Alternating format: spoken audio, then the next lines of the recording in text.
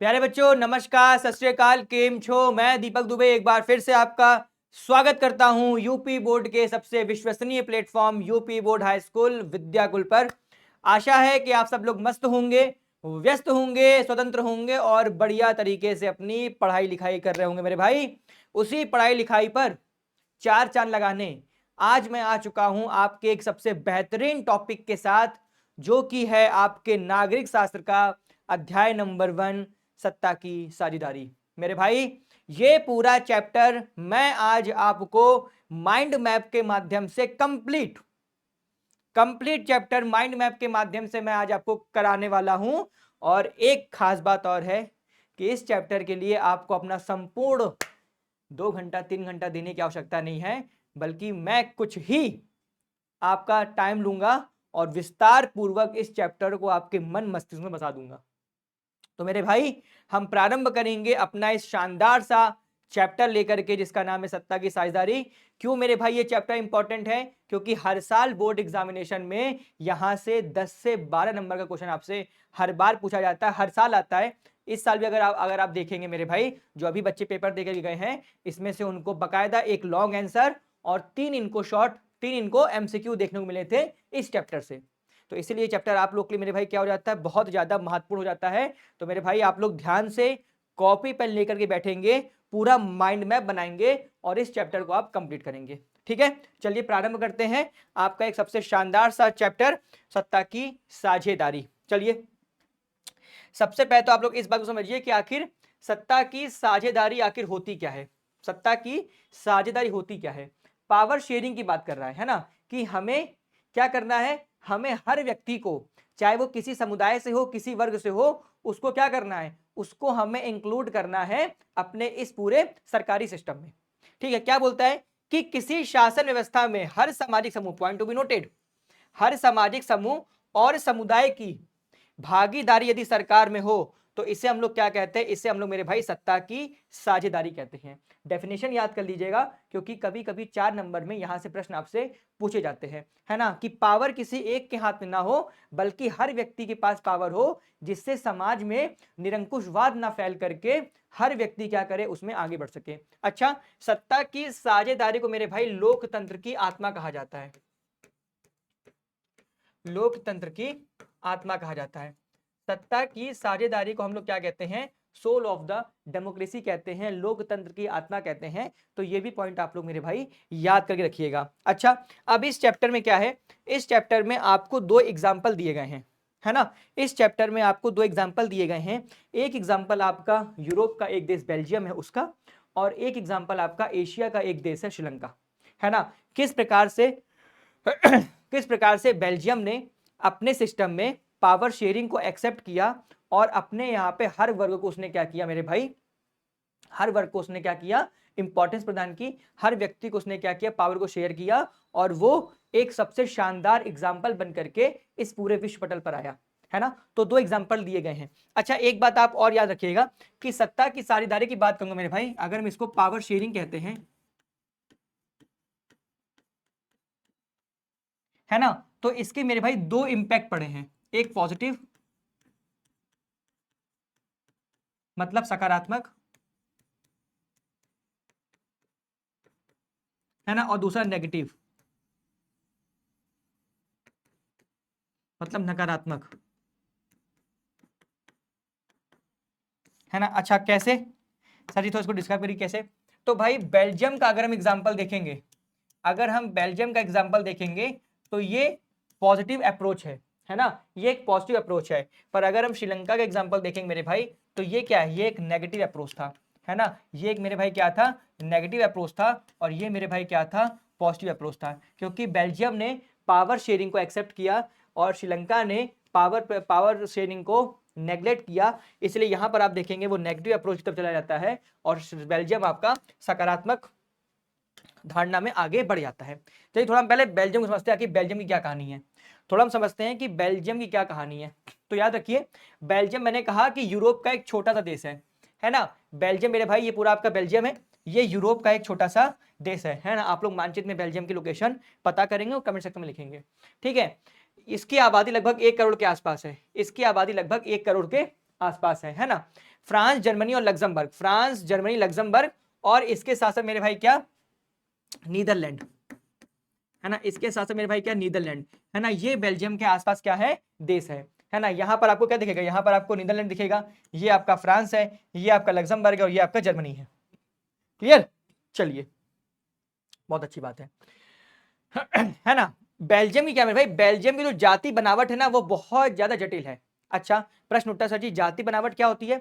Belgium की जो जाति बनावट है वो बहुत ज्यादा जटिल है। क्यों, क्योंकि इस बेल्जियम में कुछ लोग नीदरलैंड के रहते हैं, कुछ लोग फ्रांस के रहते हैं और कुछ लोग मेरे भाई जर्मनी के रहते हैं, है ना। इसका कुछ ये सिनेरियो है, इसका कुछ ये सिनेरियो। अगर मैं बेल्जियम की बात करूं, अगर मैं मेरे भाई बेल्जियम की बात करूं तो याद रखना इस बेल्जियम में आपके डच लोग रहते हैं, जिन्हें हम कहते हैं ये नीदरलैंड के हैं,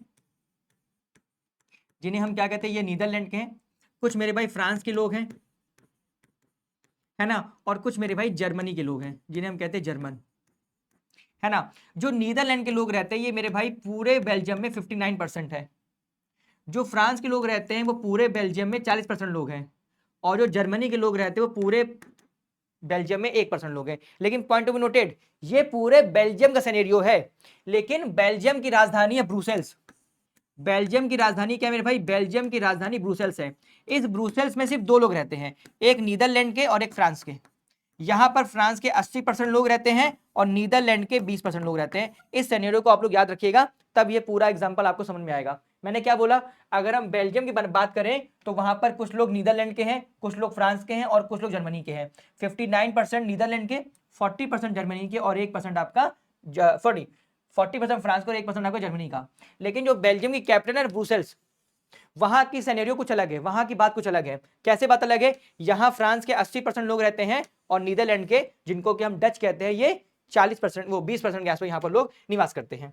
ठीक है, इसलिए बोला कि यहाँ की जाति बनावट बहुत जटिल है। अब आपको ये बात पता होनी चाहिए कि जब एक ही समाज में अलग अलग विचारधारा के लोग रहते हैं तो उनके बीच में कभी ना कभी टकराव होता है, नॉर्मल सी बात है। अगर एक घर में 4 बर्तन हैं तो वो खटकेंगे, है ना, खटकेंगे। कभी कभी खटकने की आवाज बहुत दूर तक जाती है और कभी कभी लोग समझदारी होकर के उसको खटकने की आवाज बंद कर देते हैं। बस इसी को आप दिमाग में स्टोरी बिल्ड करते रहिएगा। अब देखिए क्या मामला है, मामला कुछ इस प्रकार से है कि 59% डच भाषा बोलते हैं जो कि फ्लेमिश इलाके में रहते हैं। बेल्जियम का एक फ्लेमिश इलाका है जहां पर डच लोग ज्यादा रहते हैं। इसी प्रकार से वहां का एक इलाका क्या है, वॉलोइन है ना, वहां पर फ्रांसीसी लोग रहते हैं जिनकी आबादी लगभग 40% के आसपास है, और 1% मेरे भाई वहां पर जर्मन भाषी लोग रहते हैं। अब देखो क्या बात है, बात यहां पर है कि राजधानी ब्रुसेल्स में सिनेरियो उल्टा है। राजधानी ब्रुसेल्स में सिनेरियो उल्टा है, यहाँ 80% लोग मेरे भाई फ्रेंच भाषी हैं और 20% लोग मेरे भाई यहाँ पर डच भाषी हैं। डच मतलब जो नीदरलैंड के हैं। अच्छा, अल्पसंख्यक फ्रेंच भाषी लोग तुलनात्मक रूप से ज्यादा समृद्ध हैं और ताकतवर हैं। प्रॉब्लम यहीं पर थी। प्रॉब्लम क्या थी मेरे भाई, क्योंकि ब्रुसेल्स कैपिटल है और कैपिटल में मेरे भाई कौन है, कैपिटल मेरे भाई फ्रांसीसी लोग का वर्चस्व है। अब क्योंकि फ्रांसीसी पूरे बेल्जियम में कम है तो वो ज्यादा ताकतवर है, बहुत पढ़े लिखे हैं, समृद्ध हैं। उनके तुलना में जो नीदरलैंड के लोग थे, जो डच भाषी लोग थे, वो मेरे भाई इतने समृद्धवान नहीं थे, वो मेरे भाई इतने समृद्धवान नहीं थे। और उनके साथ यही प्रॉब्लम थी, उनके साथ यही प्रॉब्लम थी कि भैया जितना भी कुछ बेल्जियम में हो रहा है उसमें फ्रांसीसी लोगों को ज्यादा तवज्जो मिल रही है और जो डच भाषी लोग हैं उनको कम तवज्जो मिल रही है। अब यहां क्या था, यहां पर टकराव पैदा हो गया, यहां मेरे भाई टकराव पैदा हो गया। और 1950 से 1960 के दशक में, है ना, एक डिकेड के अंदर फ्रेंच और डच बोलने वाले समूह के बीच में तनाव बढ़ने लगा। मैंने बोला ना, अगर एक घर में 4 बर्तन होंगे तो वो खटकेंगे। इनके बीच में नॉर्मल सी बात है, दबाव होना था, इनके बीच में तनाव होना था, इनके बीच में झगड़ा होना स्वाभाविक था। लेकिन झगड़ा हुआ इनके बीच में, इनके बीच में झगड़ा हुआ। लेकिन इस झगड़े को मेरे भाई बेल्जियम ने क्या किया, सुधारने का प्रयास किया। जब यहाँ विद्रोह हो गया, जब यहाँ पर झगड़ा हुआ, तनाव हुआ, तो बेल्जियम की सरकार ने इन लोग को बुलाया, डच भाषी लोग को भी और फ्रेंच भाषी लोग को भी। बोला भैया बताओ क्या प्रॉब्लम है, आपकी समस्या क्या है, आप क्या चाहते हैं, है ना। अब उनके पास 2 रास्ते थे, या तो वो उनको पास बुला करके झगड़े का निवारण कराते, या तो वो उनको दमन करते, उनकी बातें नहीं मानते और उन पर दबाव बनाते। लेकिन जो बेल्जियम के लोग थे उन्होंने पहले वाले मार्ग को अपनाया। उन्होंने बोला कि लड़ाई झगड़े से हमें कुछ नहीं मिलेगा, हमें सबकी बात माननी चाहिए, हम सबकी बात मानेंगे और फिर कुछ मिड वे निकालेंगे, कुछ मध्यम मार्ग निकालेंगे। अब वो मध्यम मार्ग क्या था? वो ये था कि 70 और 93 के बीच बेल्जियम के संविधान में संशोधन किया गया। और संशोधन कितने किए गए थे बेटे? 4 संशोधन, है ना, 4 संशोधन किया गया, है ना, 4 संशोधन वहां पर किया गया, है ना। अब देखो क्या किया गया। सबसे पहले वहां पर जो केंद्रीय सरकार थी, उस केंद्र की सरकार में डच का और फ्रेंच भाषा के मंत्रियों की संख्या को समान कर दिया गया। डच भाषा के मंत्री और फ्रेंच भाषा के मंत्रियों की संख्या समान कर दी गई। पहला बदलाव ये किया गया कि जो सेंट्रल गवर्नमेंट होगी उसमें जो डच भाषी लोग होंगे और जो फ्रेंच भाषी लोग हैं वो इक्वल हो जाएंगे। पहले सिनेरियो अलग था, लेकिन अब उन्होंने क्या किया, हम इसको इक्वल कर देंगे। दूसरा क्या किया, उन्होंने बोला कि हम क्षेत्रीय सरकार का गठन करेंगे। केंद्र सरकार से कुछ पावर लेकर के क्षेत्र की सरकार को दे दिया गया, है ना, क्षेत्र की सरकार को दे दिया गया। केंद्र सरकार की अनेक शक्तियां देश के 2 इलाकों की क्षेत्रीय सरकारों को सुपुर्द कर दी गई, है ना, क्षेत्रीय सरकार को उन्होंने सुपुर्द कर दी, कुछ कुछ वहां शक्तियां लेगी। तीसरा, उन्होंने सामुदायिक सरकार का निर्माण किया, मतलब ऐसी सरकार जो भाषा के आधार पर बनेगी। जैसे फ्लेमिश है, वहां पर डच भाषी लोग ज्यादा रहते हैं तो वहां पर डचों की सरकार होगी। वेलेनी है, वहां पर फ्रांस के लोग ज्यादा रहते हैं तो वहां पर उनकी सरकार होगी, है ना, जो अपने अपने भाषा पे, अपने कल्चर पे, अपने लोकल इश्यूज पे कानून बनाने के लिए वो क्या होगी, स्वच्छंद होगी, है ना। डच, फ्रेंच और जर्मन बोलने वाले समुदायों के द्वारा चुनी गई सामुदायिक सरकार का प्रावधान किया गया, जिसे अपनी संस्कृति पर, शिक्षा पर, भाषा, है ना, जैसे मसलों पर फैसला लेने का स्वच्छंद अधिकार होगा। और क्या किया गया, एक गवर्नमेंट बनाई गई ब्रुसेल्स में, है ना। इसमें क्या किया गया, ब्रुसेल्स में अलग सरकार है और इसमें दोनों समुदाय का समान प्रतिनिधित्व दिया गया। जो ब्रुसेल्स की सरकार थी, जो कैपिटल है ना ब्रुसेल्स, वहां पर जो गवर्नमेंट बनाई गई, वहां पर जो डच भाषा के लोग थे और जो मेरे भाई तुम्हारे फ्रेंच भाषा के लोग थे, उनको समान अधिकार दिया गया, उनको समान अधिकार दिया गया। और जब बेल्जियम ने ये पूरा खाका तैयार किया गया तो पूरे विश्व में उसका क्या हुआ मेरे भाई, प्रोत्साहन हुआ। पूरे विश्व ने बेल्जियम की इस समझदारी की क्या की मेरे भाई, इसको अप्रिशिएट किया, बेल्जियम को अप्रिशिएट किया कि उन्होंने क्या किया, उन्होंने अपने यहां पर दंगा होने से बचा लिया। अगर वो ये संशोधन ना करते, वो सिर्फ फ्रेंच वालों को ही ज्यादा तवज्जो देते, तो हो सकता है कि बेल्जियम भी क्या होता, गृह युद्ध में फंस जाता, वहां भी मारकाट होती, वहां भी सशस्त्र विद्रोह होता, हो सकता है कि सरकार को भागना पड़ता, हो सकता है कि वहां पर भी लोगों को अपने घर से निकलना पड़ता, है ना, उनका सब कुछ छिन जाता। लेकिन वहां की सरकार ने क्या किया, समझदारी बड़ा कदम उठाया और इसी को हम लोग कहते हैं बेल्जियम की समझदारी। आपके यहाँ टॉपिक है ना बेल्जियम समझदारी, वो समझदारी यही है कि उसने क्या किया, अपने संविधान में संशोधन किया और हर वर्ग को, हर समुदाय को उसने क्या किया, पूरी तरीके से एक प्रकार से सबको बराबर ले आए, है ना। उन्होंने सबको तवज्जो दी, उन्होंने किसी को इग्नोर नहीं किया और सबको समान अधिकार दिया, इक्वल राइट दिया। तो ये थी मेरे भाई क्या, बेल्जियम की समझदारी। प्रॉब्लम क्या थी, सॉल्यूशन क्या था, आपने समझ लिया। तो मेरे भाई ये क्या, ये पॉजिटिव अप्रोच था, है ना, ये मेरे भाई क्या था, पॉजिटिव अप्रोच था, है ना, ये मेरे भाई बेल्जियम का पॉजिटिव अप्रोच था जिसकी सब लोग सराहना कर रहे हैं, है ना। अगला मेरे भाई एग्जांपल किसका है, अगला एग्जांपल आपका श्रीलंका का। अब देखो किस प्रकार से श्रीलंका में दिक्कत है। जैसे बेल्जियम में आपने देखा कि वहां पर जातीय जटिलता है, कुछ लोग फ्रांस के हैं, कुछ जर्मनी के हैं, कुछ मेरे भाई कौन से हैं, डच लोग हैं। वैसे श्रीलंका में था, श्रीलंका 1948 में स्वतंत्र हुआ, है ना, 1948 में ये स्वतंत्र हुआ। तब यहां पर 2 समुदाय थे, समुदाय मान लो, एक मेरे भाई सिंगल समुदाय था, एक मेरे भाई सिंगल समुदाय था और एक मेरे भाई तमिल समुदाय था, है ना। एक मेरे भाई क्या था, तमिल समुदाय था। जो सिंगल समुदाय था वो सिंगली भाषा बोलता था, जो तमिल समुदाय था वो तमिल बोलता था। क्लियर है, चलो। अब यहां पर क्या होता है ये देखिए, इसकी आबादी लगभग 2 करोड़ के आसपास है, उसकी आबादी 1 करोड़ थी, इसकी आबादी 2 करोड़ के आसपास है। श्रीलंका एक द्वीपीय देश है जो भारत के दक्षिण में कुछ किलोमीटर की दूरी पर स्थित है। ये पूरा आपका श्रीलंका है, ये आपका लंका है जो भारत के साउथ में आप देखेंगे एक आपको आइलैंड कंट्री के रूप में दिखेगा, है ना। यहाँ प्रमुख सामाजिक समूह में सिंगलियों का 74% अधिकार है और 18% के आसपास क्या है मेरे भाई, आपके तमिल है। अब ये तमिल दोनों है, इसमें एक श्रीलंकन तमिल है जिनकी संख्या लगभग 13% है और एक आपके भारतीय तमिल है जिनकी संख्या लगभग 5% के आसपास है। अब ये आपके हिंदू मुसलमान दोनों है, जो तमिल है ना ये हिंदू मुस्लिम दोनों है। बाकी 7% में आपके ईसाई हैं और बाकी के लोग हैं, है ना, बाकी 7% में आपके ईसाई हैं और बाकी के लोग हैं। अब देखो यहाँ भी जाति जटिलता है, यहाँ भी मेरे भाई क्या है, जातीय जटिलता है ना, यहाँ मेरे भाई जाति जटिलता है। जब श्रीलंका आजाद हुआ तब इसने देखा कि मेरे यहाँ पर 2 समुदाय हैं, एक मेरे भाई सिंगल समुदाय है, एक मेरे भाई यहाँ पर सिंगल समुदाय है और एक मेरे भाई क्या है, तमिल समुदाय है। एक मेरे भाई क्या है, मेरे पास यहाँ पर तमिल समुदाय है ना। अब जब इसको पता था कि मेरे यहाँ पर जातीय विविधता है, जब इसको पता था कि मेरे यहाँ पर जातीय विविधता है, तो इसको क्या करना चाहिए था, इसको इन दोनों समुदाय को क्या देना चाहिए था, इक्वल राइट देना चाहिए था, है ना, इक्वल राइट देना चाहिए था। पर इसने क्या किया, श्रीलंका ने क्या किया, चूंकि इनकी संख्या ज्यादा थी, इनकी संख्या वहां पर 74% थी, तो इन्होंने क्या किया, इन्होंने संविधान में संशोधन कर दिया, इन्होंने संविधान में अमेंडमेंट किया और सिंगल समुदाय की सर्वोच्चता स्थापित कर दी, और सिंगल समुदाय की मेरे भाई क्या की, इन्होंने सर्वोच्चता को स्थापित कर दिया, सिंगल समुदाय की सर्वोच्चता को स्थापित कर दिया। कैसे, सिंगल समुदाय बौद्ध धर्म को मानता है, सिंगल समुदाय किसको मानता है मेरे दोस्त, तो ये बौद्ध धर्म को मानता है, तो इन्होंने बौद्ध धर्म को क्या बोला, बौद्ध धर्म को संरक्षण प्रदान कर दिया, है ना, बौद्ध धर्म को संरक्षण प्रदान कर दिया, और इन्होंने बौद्ध धर्म को अपना आधिकारिक धर्म घोषित कर दिया, बौद्ध धर्म को इन्होंने क्या कर दिया, अपना आधिकारिक धर्म घोषित कर दिया। एक बात, इन्होंने सिंगली भाषा को राजभाषा बना दिया, इन्होंने सिंगली भाषा को क्या कर दिया, इन्होंने सिंगली भाषा को राजभाषा बना दिया। फिर इन्होंने इन्हीं सिंगल समुदाय को क्या दिया, नौकरियों में, है ना, विश्वविद्यालयों में आरक्षण दे दिया, विश्वविद्यालय में उन्होंने आरक्षण दे दिया। अब देखो यहां की सरकार जो कुछ भी कर रही है वो किसके लिए कर रही है, सिर्फ और सिर्फ सिंगल समुदाय के लिए कर रही है, और इन्होंने किसको नेग्लेक्ट किया, इन्होंने तमिलों को क्या कर दिया, इग्नोर कर दिया, इन्होंने तमिलों को क्या कर दिया मेरे भाई, तो इग्नोर कर दिया। अब आप लोग खुद विचार करिएगा, जब किसी समाज में दो जाति समूह रह रहे हैं तो दोनों को समान अधिकार मिलना चाहिए, या किसी एक को तुम रसमलाई खिलाओगे और किसी को सूखी रोटी दोगे।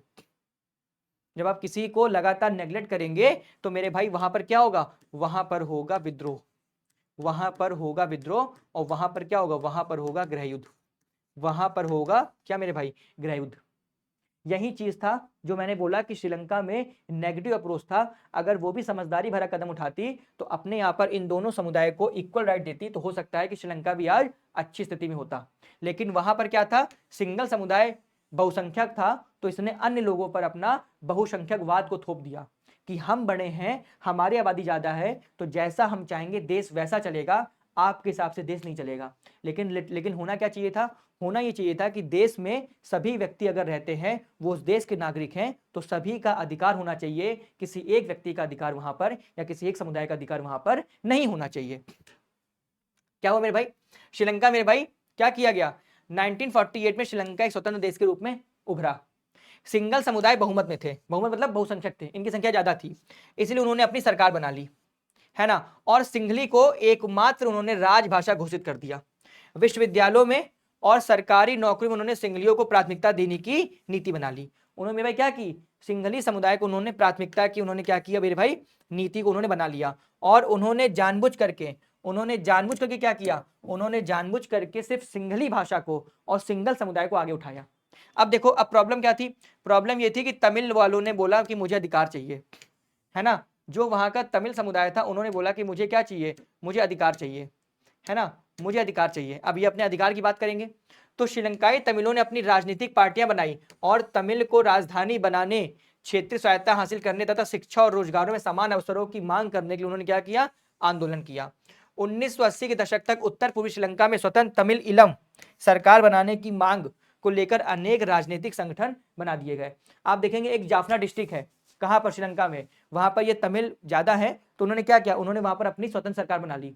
मतलब एक ही देश में दो सरकार काम कर रही है, एक ही देश में दो सरकार वहां पर काम कर रही है। अब देखो यहां प्रॉब्लम क्या थी, यहां पर जो प्रॉब्लम थी वो ये थी कि जो श्रीलंका में जब सिंघल समुदाय ने सरकार बनाई तो उनको एक पॉजिटिव अप्रोच बनाना चाहिए था और उन्हें इनको भी समान अधिकार देना चाहिए था। अगर वो आरक्षण दे रहे थे तो उनको आरक्षण दोनों को देना चाहिए था, है ना, अगर वो आरक्षण दे रहे थे उनको आरक्षण दोनों को देना चाहिए था, या तो वो किसी को आरक्षण ना देते। उनको पता था कि तमिल अल्पसंख्यक है, तमिल मेरे भाई क्या है, तमिल अल्पसंख्यक है, तो इनको सुरक्षित रखने की जिम्मेदारी हमारी होनी चाहिए थी, पर उन्होंने इस बात को नेग्लेक्ट किया और आप देखेंगे पूरे श्रीलंका में गृह युद्ध प्रारंभ हो जाता है। तमिल और जो तुम्हारे सिंगल समुदाय वो आपस में लड़ जाते हैं और पूरा देश कहां चला जाता है, सिविल वॉर में घुस जाता है। तो अब यहां से क्या समझे कि श्रीलंका मेरे भाई क्या बनाया गया, श्रीलंका में नेगेटिव अप्रोच को अपनाया गया, है ना, श्रीलंका मेरे भाई क्या अपनाया गया, श्रीलंका में नेगेटिव अप्रोच को अपनाया गया। और यही एक प्रॉब्लम थी जिसने कि श्रीलंका में सत्ता की साझेदारी के का जो मूल मंत्र था उसे खराब कर दिया। ठीक है, उसे उन्होंने क्या किया, उन्होंने उसे खराब कर दिया। ठीक है, चलिए अब देखो, अब एक वर्ड आता है क्या, बहुसंख्यकवाद। अब एक वर्ड आता है क्या, बहुसंख्यकवाद, इंपॉर्टेंट है। क्या कहता है बहुसंख्यकवाद? ये मानता है कि अगर कोई समुदाय बहुसंख्यक है, बहु मतलब ज्यादा, संख्यक मतलब लोग, मतलब उनकी संख्या ज्यादा है ना, तो वो मनचाहे ढंग से देश में शासन कर सकता है, और इसके लिए वो अल्पसंख्यक समुदाय की आवश्यकताओं और इच्छाओं की अवहेलना भी कर सकता है ना। आवश्यकताओं और इच्छाओं की वो क्या कर सकता है मेरे भाई, तो अवहेलना भी कर सकता है। ये बात किसकी मेरे भाई, तो ये बात अब बहुसंख्यकवाद से आती है ना। अच्छा, अब देखो, अब एक पॉइंट ये है कि सत्ता की साझेदारी आखिर आवश्यक क्यों है। सत्ता की साझेदारी मेरे भाई आखिरकार आवश्यक क्यों है, ये बात आपसे पूछा जा रहा है। तो पहला पॉइंट क्या हो जाएगा, विभिन्न सामाजिक समूह के बीच टकराव को कम करने के लिए।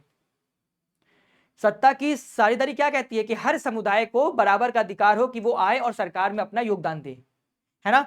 तो इससे क्या होगा, अगर हम सत्ता की साझेदारी को अपनाएंगे तो इससे विभिन्न सामाजिक समूह में क्या होगा, टकराव कम हो जाएगा, शांति भंग नहीं होगी।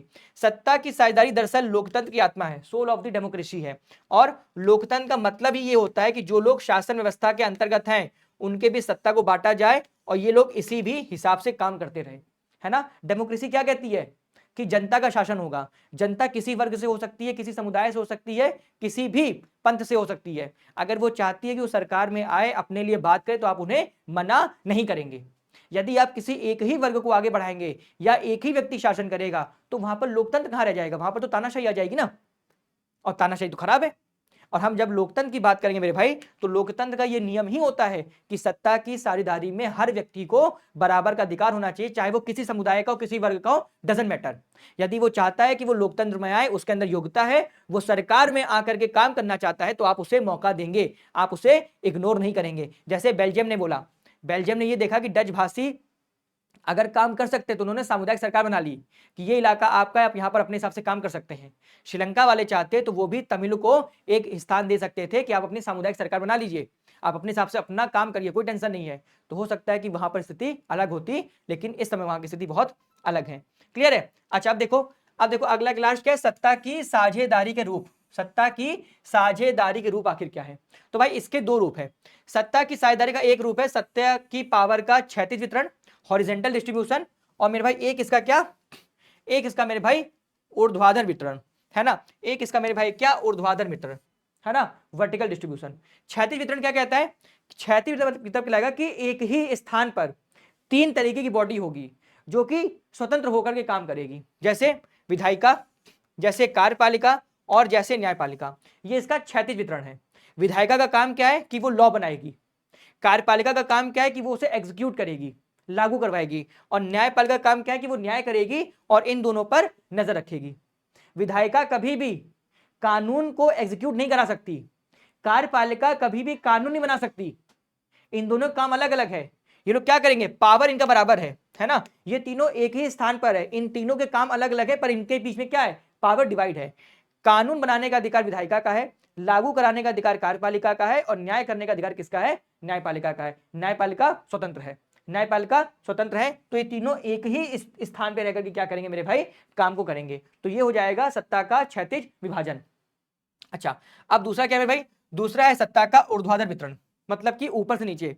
जैसे एक आपकी संघ सरकार होगी, फिर आपकी राज्य सरकार होगी, फिर आपकी सामुदायिक सरकार होगी, है ना, इसे डिसेंट्रलाइजेशन भी कहते हैं। सत्ता का बंटवारा विभिन्न सामाजिक समूह, मसलन भाषाई और धार्मिक समूह के बीच भी हो सकता है। बेल्जियम में सामुदायिक सरकार इस व्यवस्था का एक सबसे अच्छा उदाहरण है। विभिन्न प्रकार के दबाव समूह और आंदोलनों का शासन को प्रभावित और नियंत्रित करने के तरीके में भी लक्ष्य निर्धारित किया जा सकता है। तो इस प्रकार से हम क्या देखेंगे कि सत्ता का जो विभाजन है वो हर समूह में, हर समुदाय में आराम से किया जा सकता है, अगर हम उसके रूप को सार्वभौमिक तरीके से क्या करना चाहेंगे, आगे बढ़ाना चाहेंगे। ठीक है, तो आपने देखा कि वितरण कैसा है, एक आपका क्षैतिज वितरण है जिसमें एक ही स्तर पर तीनों सरकार होंगी, और एक आपका मेरे भाई क्या है, ऊर्ध्वाधर वितरण है, जिसमें एक आपकी मेरे भाई संघ सरकार होगी, और बाकी आप देखेंगे तो उसके नीचे आपकी गवर्नमेंट देखने को मिलेगी, है ना। कहीं पर स्थानीय सरकार भी होगी और कहीं पर आपकी क्षेत्रीय सरकार होगी, जो अपने अपने विषयों के लिए क्या होगी, स्वच्छंद होंगी, और वहां पर वो काम करेंगी, है ना। वहां पर वो क्या करेंगे मेरे भाई, तो वहां पर वो अपने हिसाब से काम करेगी। ठीक है, तो ये आपका जो पूरा चैप्टर है वो मैंने मेरे दोस्त आज कवर किया है ना, कंप्लीट। यहां से आपके क्वेश्चन पूछे जाते हैं, है ना, यहां से मेरे भाई आपके क्वेश्चन पूछे जाते हैं, तो इसको आप 4 स्टार लगा लीजिए, क्योंकि ये आपका मेरे भाई 4 नंबर में क्वेश्चन आ सकता है। है ना। तो ये पूरा जितने भी महत्वपूर्ण टॉपिक थे वो मैंने इस क्लास के माध्यम से आपको कंप्लीट कराया है। एक बार आप सभी प्यारे बच्चे सेशन को लाइक भी कर देंगे, है ना, इसको शेयर भी कर देंगे उन बच्चों के तहत जो कि एक शॉर्ट टर्म में इसको याद करना चाहते हैं, इसके क्विक पॉइंट देखना चाहते हैं। इसलिए मैंने कहा ना, शुरुआत में मैंने कहा था कि मैं आपको माइंड मैप के द्वारा इस पूरे चैप्टर को क्लियर करा दूंगा कि आखिर इस चैप्टर का कोर क्या है, ये चैप्टर आपसे कहना क्या चाहता है ना, इस चैप्टर में मेन चीजें क्या है, वो सब मैंने आपको यहां से कवर कराई है। उम्मीद करूंगा कि आप लोग को ये बात पसंद आएगी। आप सारे बच्चे क्या करेंगे, अगर आपकी कोई प्रश्न रह गया हो मन में, कमेंट सेक्शन में उसे आप ड्रॉप कर देंगे, मैं उसका आंसर आपको दूंगा, ठीक है। लेकिन आप लोग एक काम और करेंगे, फटाफट तरीके से इस वीडियो को शेयर करना, ये आपकी जिम्मेदारी है ना, ये आपका कर्तव्य, इसे आप करेंगे। हम पुनः मुलाकात करेंगे एक नए टॉपिक के साथ। कोशिश करूंगा कि आपको छोटे छोटे विभाजनों में या छोटे छोटे एक वीडियोस में मैं आपको जितने भी इंपॉर्टेंट टॉपिक्स हैं वो मैं आपको कवर कराऊं, या जो चैप्टर वो आपको कवर कराऊं। हमारा ये कार्य लगातार जारी है, प्रारंभ हो चुका है ना, आगे भी से हम कंटिन्यू करेंगे। मुलाकात होगी एक नए ऊर्जा के साथ, एक नए विषय के साथ। तब तक आप सब लोग मस्त रहिएगा, व्यस्त रहिएगा, स्वतंत्र रहिएगा और पढ़ते रहिएगा। फिर होगी मुलाकात, तब तक के लिए बाल को जय हिंद।